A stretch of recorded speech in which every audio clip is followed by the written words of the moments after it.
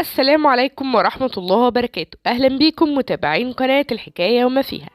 الفنان محمد محسن أعلن مؤخرا عن إصابة زوجته الفنانة هبة مجدي وبنته دهب بالتسمم، وحذر من مطعم شهير وقال إن هو السبب في حالة التسمم اللي اتصابت بيها زوجته وبنته. مش بس كده، الفنانة هبة مجدي كمان طلعت وطمنت الناس عن حالتها دلوقتي، واتكلمت عن المطعم الشهير ده وقالت عن الفروع بتاعته اللي مش نظيفة واللي تسببت في تسممها هي وبنتها. تعالوا بينا نعرف تفاصيل الأزمة وإيه كان أول تعليق من محمد محسن وهبة مجدي، وإيه هو المطعم الشهير ده اللي تسبب في تسمم الفنانة. بس الأول ياريت تدعمونا وتشتركوا في القناة.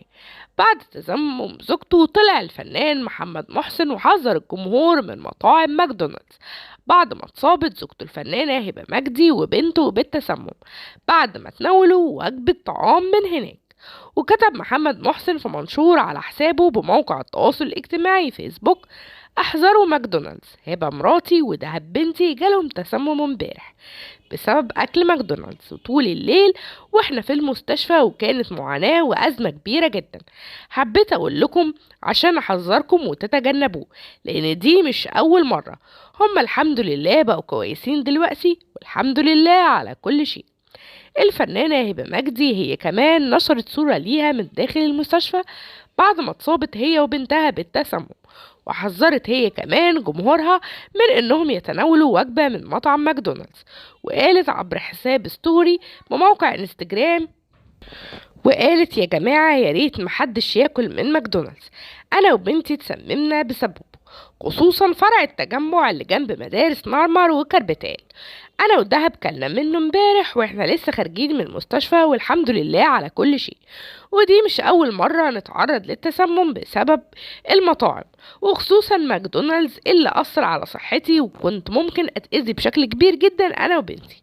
وكانت اخر اعمال هبة مجدي اللي شاركت فيها في الماراثون الرمضاني 2023 من خلال الجزء الثالث من مسلسل المداح مع الفنان حمادة هلال والفنانة رانيا فريد شوقي ومحمد رياض ولوسي وحنان سليمان وخالد سرحان ومحمد عبد العزيز وغيرهم كتير، من تأليف أمين جمال وإخراج أحمد سمير.